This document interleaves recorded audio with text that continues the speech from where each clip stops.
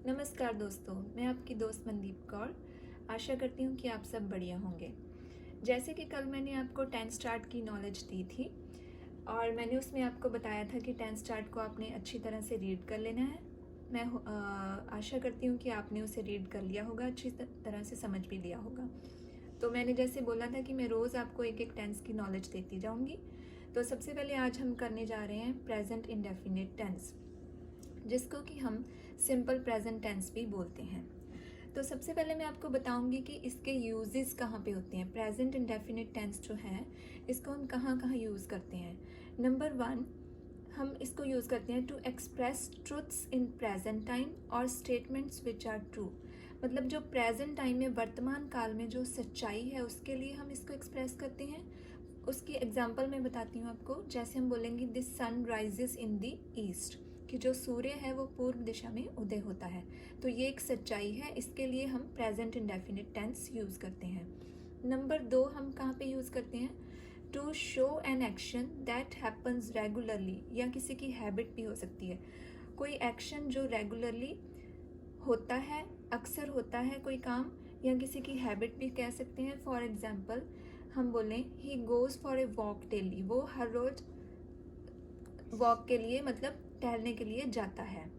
तो ये दो बातों के लिए हम प्रेजेंट इंडेफिनिट टेंस यूज़ करते हैं। वैसे तो इसके और भी यूजेस हैं, लेकिन मैं स्टार्टिंग में आपको ये दो बताऊंगी ताकि आप लोगों को इसको करना ईजी लगे और आपको अच्छी तरह से समझ में भी आ जाए।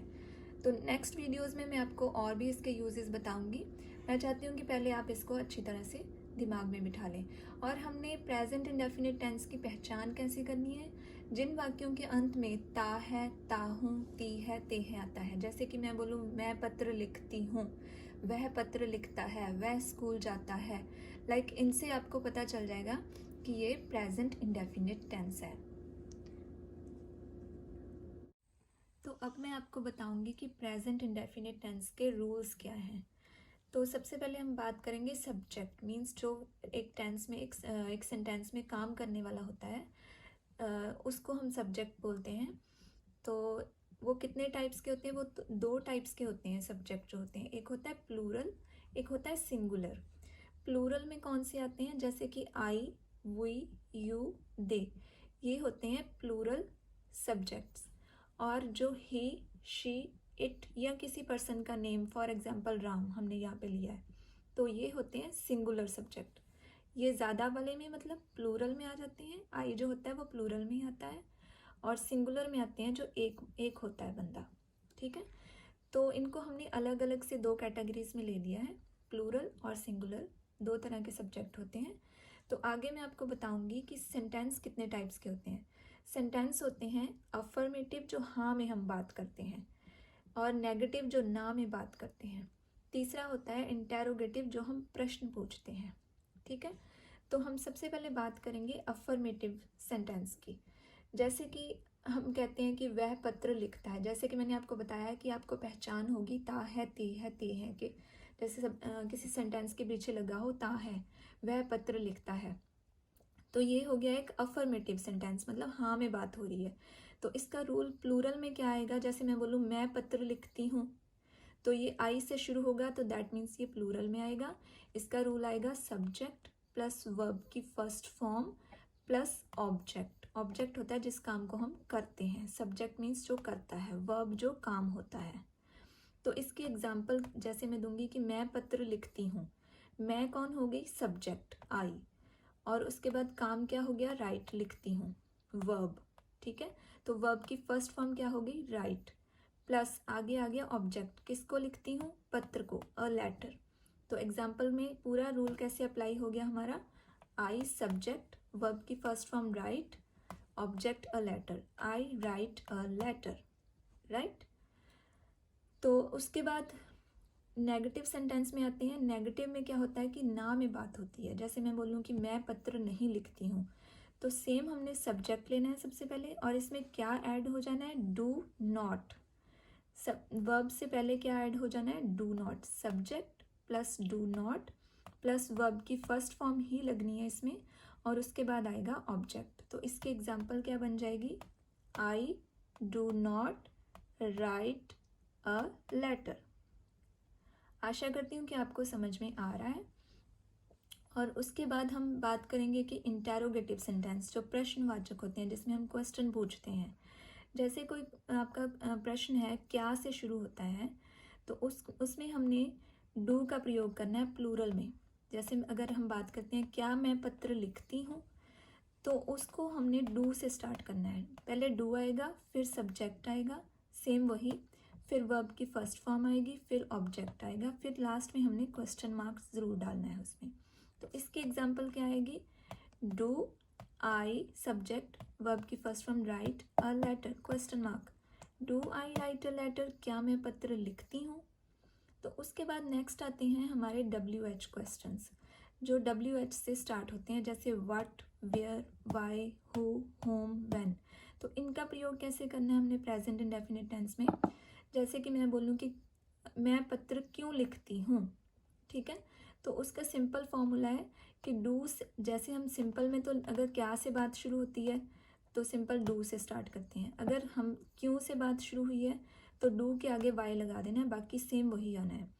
जैसे why do I write a letter, means why plus do plus subject plus verb की first form plus object question mark, why do I write a letter. तो ये हमने बात की सारे प्लूरल जो प्लूरल हमारा सब्जेक्ट है उसकी। अब हम बात करेंगे सिंगुलर सब्जेक्ट की, कि उसको कैसे यूज़ करना है। सेम वही 3 तरह के इसमें भी सेंटेंस होते हैं, अफर्मेटिव, नेगेटिव, इंटेरोगेटिव। अफर्मेटिव में सिंगुलर को कैसे यूज़ करना है, जैसे मैं बोलूँ वह पत्र लिखता है, ठीक है, तो इसमें सबसे पहले आएगा वही सेम उसकी तरह सब्जेक्ट, वर्ब की फर्स्ट फॉर्म आएगी, लेकिन इसमें फ़र्क क्या है कि इसमें वर्ब की फर्स्ट फॉर्म के साथ हमने एस या ES ऐड कर देना है। तो पीछे आएगा ऑब्जेक्ट, जैसे ही के साथ ही आएगा तो हम बोलेंगे कि वह पत्र लिखता है एग्जाम्पल में, तो ही हो गया सब्जेक्ट, वर्ब की फर्स्ट फॉर्म हो गई राइट, और ऑलरेडी इसके पीछे ई लगा हुआ है तो हमने सिर्फ क्या ऐड की, एस ऐड की, ठीक है। तो ही राइट्स अ लेटर। और नेगेटिव में हम बात करेंगे वह पत्र नहीं लिखता है, तो सब्जेक्ट, और यहाँ पे हम यूज़ कर रहे थे डू नॉट प्लूरल में, यहाँ पे यूज़ होगा does not, subject plus does not plus verb की फर्स्ट फॉर्म प्लस ऑब्जेक्ट। और इसके एग्जाम्पल क्या आ जाएगी, वह पत्र नहीं लिखता है, he does not write a letter.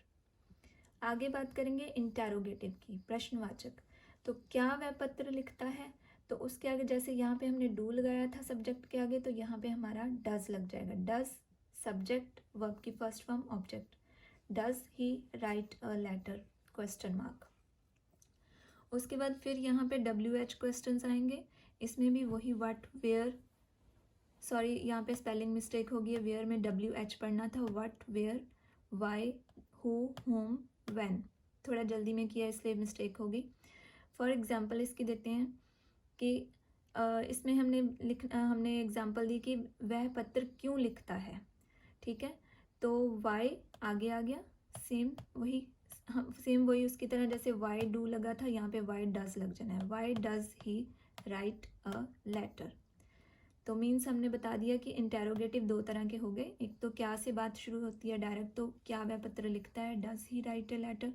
अगर WH से स्टार्ट होता है वह पत्र क्यों लिखता है, तो पहले वो WH वाला आएगा वर्ड, उसके बाद डू या डज आएगा। जैसे पता कर लेना, अगर प्लूरल है तो डू आएगा, अगर सिंगुलर है तो डज आएगा, why does he write a letter.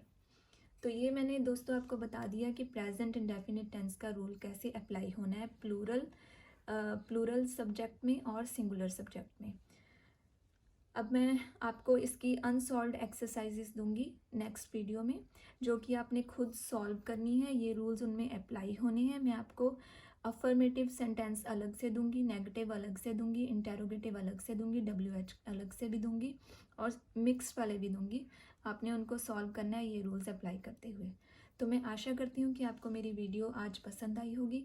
तो प्लीज़ अगर आपको मेरी वीडियो पसंद आई है और आपको ये सारा कुछ अच्छी तरह समझ में आ रहा है, तो प्लीज़ मेरी वीडियो को लाइक कीजिए, शेयर कीजिए और सब्सक्राइब कीजिए। Thank you so much friends.